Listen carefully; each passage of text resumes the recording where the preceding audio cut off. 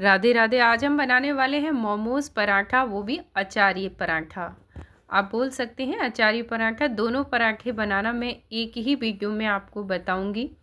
और इसे हम मोमोज़ पराठा भी बोल सकते हैं क्योंकि मैं इसे बनाने वाली हूँ। जैसे हम मोमोज़ बनाते हैं ना, उसी स्टाइल में ये पराठा बनने वाला है। आपने आज से पहले ना कोई ऐसी रेसिपी देखी होगी और ना ही आपने ये पराठा बनाया होगा। मेरी गारंटी है आप जब देखेंगे तो फर्स्ट टाइम ही आप ये पराठा बनाने वाले हैं। तो चलिए बनाना शुरू करते हैं।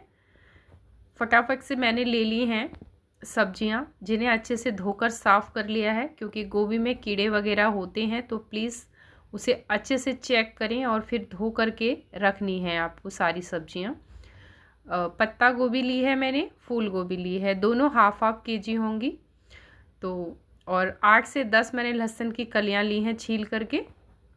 थोड़ी सी कली बचा ली हैं जिन्हें हम तड़के में यूज़ करेंगे। तो गोभी के साथ में मैंने लहसुन की कलियों को कर लेना है ऐसे बारीक।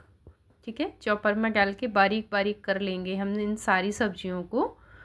और ये लीजिए, चॉपर से ही करना है या फिर आप मिक्सी के जार में डाल कर सकते हैं, या फिर अगर आप महीन काट सकते हैं तो बहुत महीन काटना पड़ेगा, बारीक मतलब, क्योंकि पराठे बनाएंगे। अगर मोटा मोटा कट करोगे तो पराठे आपके फटने लगेंगे।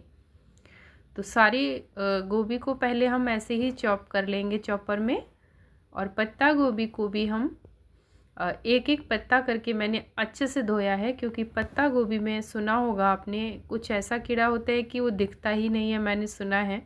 तो मैंने इसीलिए एक एक पत्ते को अच्छे से धोया है कि कहीं कोई कीड़ा ना हो, क्योंकि पत्ता गोभी बंद होती है। तो उसे मैंने काफ़ी अच्छे से साफ़ किया है, तो आप भी उसको अच्छे से साफ़ करें।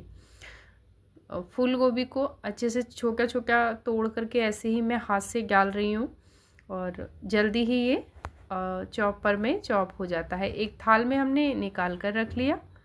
अब हम जो हमारा शिमला मिर्च है इसको कट करेंगे। इसको जो बीज है ना इसके, उन्हें निकाल देंगे। सारे बीज निकाल करके इसे छोटा छोटा कट करेंगे। चॉपर में डालकर इसे भी कट कर देंगे। तो सारे ये एक बार में ही हो जाएगा क्योंकि एक शिमला मिर्च है। तो इसे हमने ले लिया है, इसे भी हम चॉपर में कट कर देंगे इस तरीके से, ये देखिए।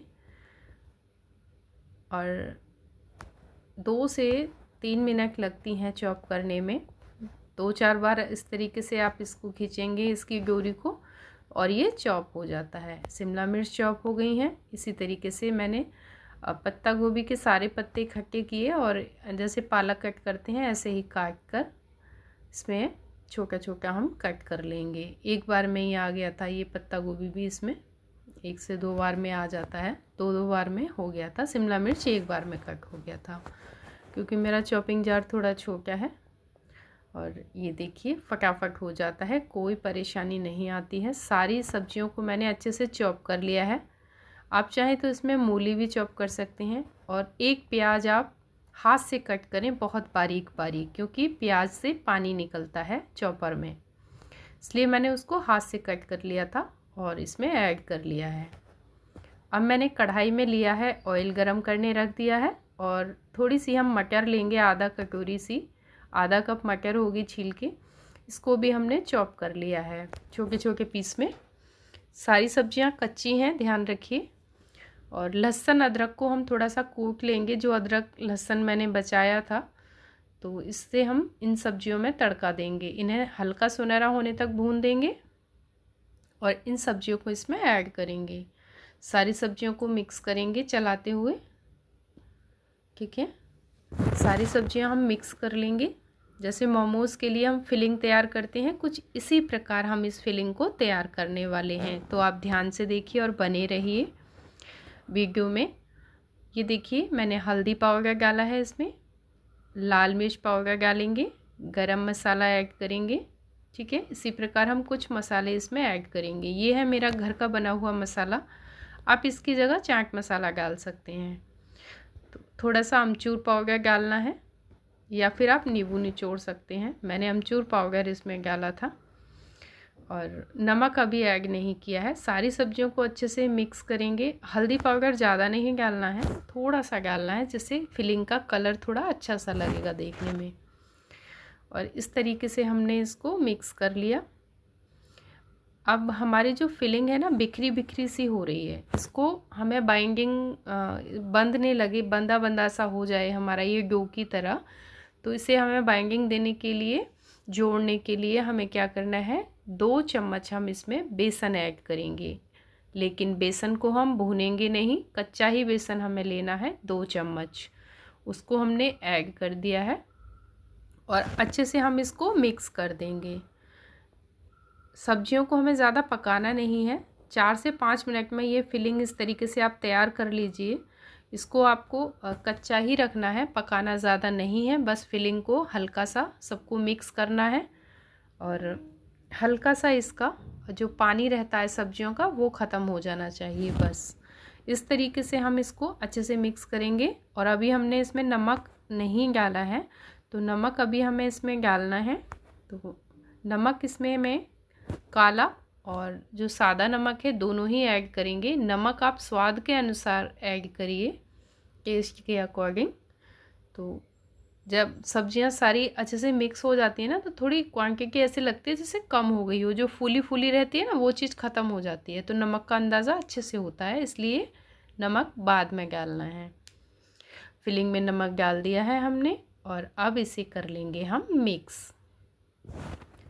फिलिंग को अच्छे से मिक्स करके, और मैंने कढ़ाई मैं चला रही हूँ, लेकिन गैस की फ्लेम को अभी बंद कर दिया है, क्योंकि हमारी सब्जियाँ कुक नहीं होनी चाहिए कि ओवर कुक हो जाएं, पकी सी नहीं होनी चाहिए, क्योंकि हमें इसके पराठे बनाने हैं, मोमोज़ की तरह लगना चाहिए। तो फिलिंग को मैंने एक बर्तन में निकाल कर रख लिया है, आटा लगा लिया है जैसे नॉर्मल लगाते हैं रोटियों के लिए। घी ले लिया है और लेंगे परोथन, मतलब सूखा आटा। और एक लोई लेकर के पहले एक रोटी बेलेंगे, उसमें फिलिंग को हम भर देंगे, मतलब जो हमने इसकी फिलिंग बनाई है उसको इसमें भर लेंगे। 2 चम्मच मैंने फिलिंग ली और इसको साइडों से इस तरीके से इकट्ठा करते हुए एक लोई बनाकर तैयार की। अब इसे हम चकले पे रखकर बेल देंगे।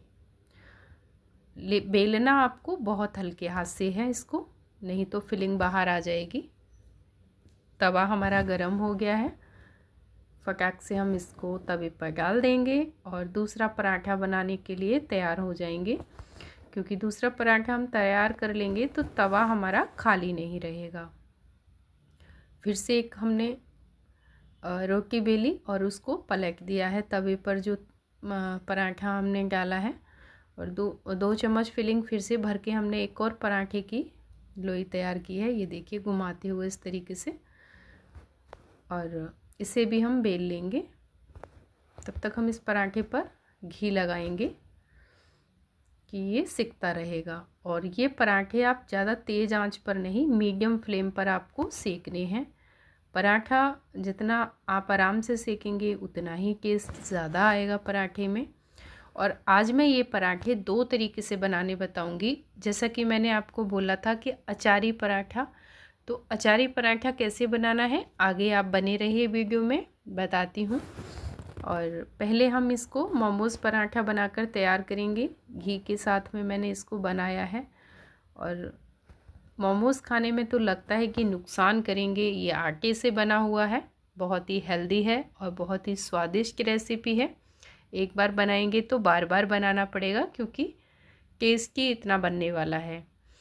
तो फिर से मैंने वही किया कि एक रोटी को बेला, उसमें फिलिंग को भर दिया है और पराठे को मैंने तवे पे डाला हुआ है। तो ये तरीका है कि आप जब भी खाना बनाएं तो आपका तवा भी खाली नहीं रहना चाहिए और चकले पर भी आपकी रोटी पूड़ी जो भी हो बेली हुई होनी चाहिए। इस तरीके से फटाफट बनता है। दूसरा कि आपकी गैस बर्बाद नहीं होती है और तवा भी आपका ज़्यादा गर्म नहीं होगा। अगर खाली रहेगा तो वो ज़्यादा गर्म हो जाएगा। तो फटाफट से हमारे पराठा ये भी सिकने वाला है। इसे भी हम अलग पलट करते हुए सेक लेंगे। और इस पराठे को भी हमने तवे पर डाल दिया है। अभी आपको मुझे अचारी पराठा बताना है, लेकिन मैं फिलिंग कैसे भरनी है इसलिए मैंने 2-3 पराठे भरकर आपको अच्छे से दिखाया है कि आपको सारी चीज़ें समझ में आए। और अगर आपको फिर भी कुछ डाउट्स हों तो आप मैसेज करके पूछ सकते हैं, मैं रिप्लाई ज़रूर दूँगी। और ये देखिए इस पराठे को भी हमने इस तरीके से बना लिया। और पराठा सेकने का तरीका, बेलने का तरीका है ना, और भरने का, तीनों ही बहुत ज़रूरी हैं। हिसाब से ही आपको अगर आपकी लोई अच्छी नहीं बनेगी तो पराठा भी अच्छे से नहीं बेलेगा। और आटा भी आपको लगाते समय ध्यान रखना है, आटा ज़्यादा टाइट या ढीला नहीं होना चाहिए। मीडियम आटा लगाकर तैयार करना है, जैसे नॉर्मली आप आटा रोटी के लिए लगाते हैं, ठीक है। और ये देखिए कितना अच्छा सुनहरा पराठा बनकर हमारा तैयार हुआ है।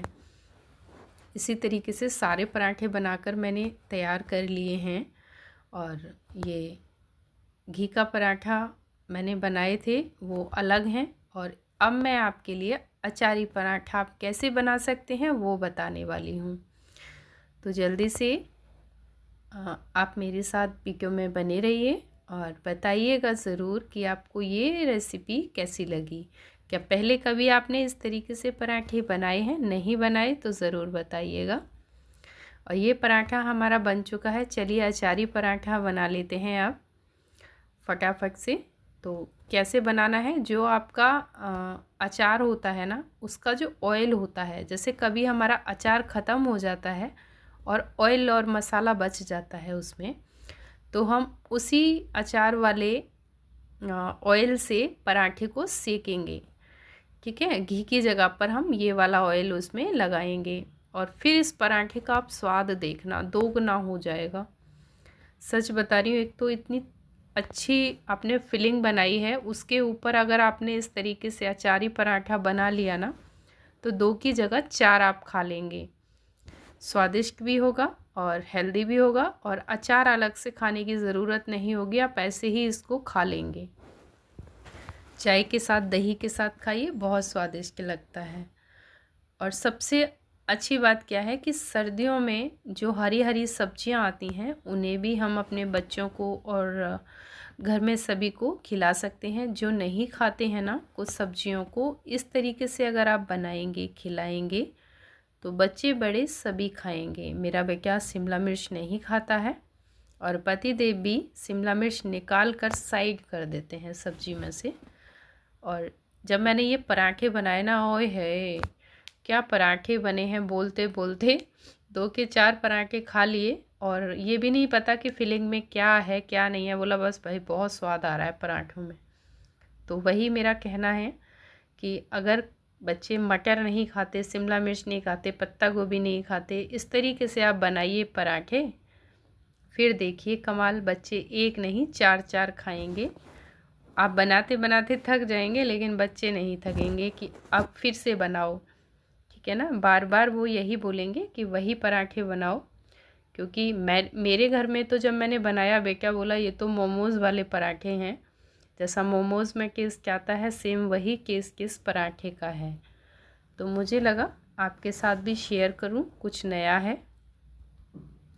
ये देखिए मैंने आपको तोड़कर भी दिखा दिया है फिलिंग कितनी अच्छे से, जो हमने बेसन मिलाया था ना उसकी वजह से इतनी अच्छी उसकी पकड़ हुई है। मतलब ऐसे नहीं है कि बिखर रहा है या एक तरफ ही है, पूरे पराठे में एकसार आपकी फिलिंग जाएगी।